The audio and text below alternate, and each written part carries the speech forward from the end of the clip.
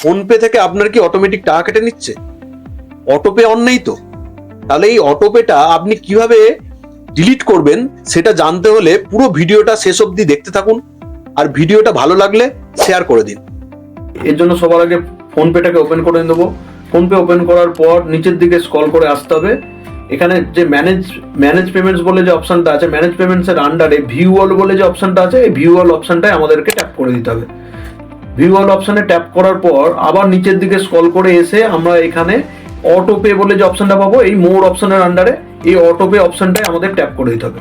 অটোপেতে tap করার পর আমাদের সামনে যে ইন্টারফেসটা এখন এসেছে, সেই ইন্টারফেসে দেখুন এখানে আমার টোটাল দুটো অটোপে অলরেডি অ্যাক্টিভেটেড আছে, তার জন্য দুটো লিস্ট দেখাচ্ছে। আপনাদের যদি একটা থাকে একটা দেখাবে, বা যদি এর থেকে বেশি থাকে তাহলে সেই অনুযায়ী আপনাদের অটোপে লিস্টটা এখানে দেখাবে।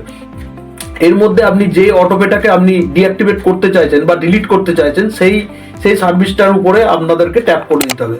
সার্ভিসের উপর ট্যাপ করার পরেই একদম নিচের দিকে যে অপশনটা আছে দেখুন, এখানে ডিলিট অটোপে, এই ডিলিট অটোপে অপশনটাই আপনাদেরকে ট্যাপ করে দিতে হবে। ট্যাপ করে দেওয়ার পর আপনার কাছে একটা কনফার্মেশন চাইছে, এর জন্য এখানে কনফার্ম করতে হবে।